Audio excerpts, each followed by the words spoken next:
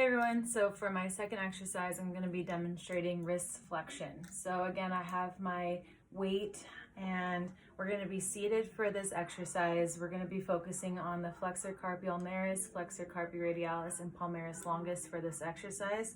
So you're going to have your weight, you're going to have your feet and legs parallel to each other. Scoot back so you can kind of see. You're going to have your torso slightly flexed and resting your forearms on the tops of your thighs. Your wrist is going to be in a supinated closed position, just like this is right here.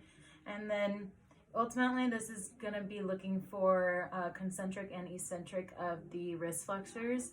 So you're going to have it neutral starting, and then when you come down, you're going to release.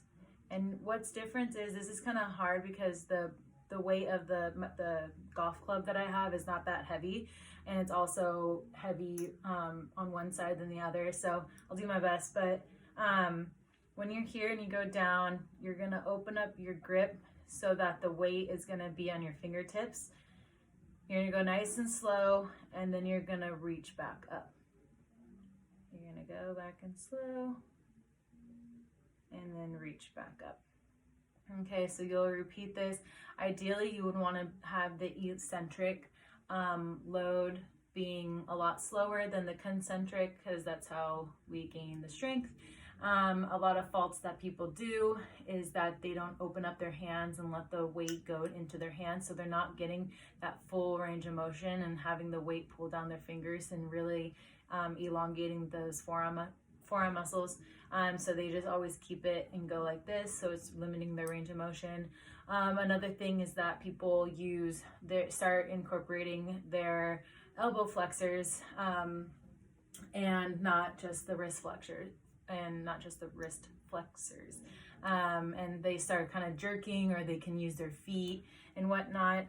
You just want to really maintain. Every exercise is a core exercise, so no matter whether you're sitting, standing, lying down, or whatever.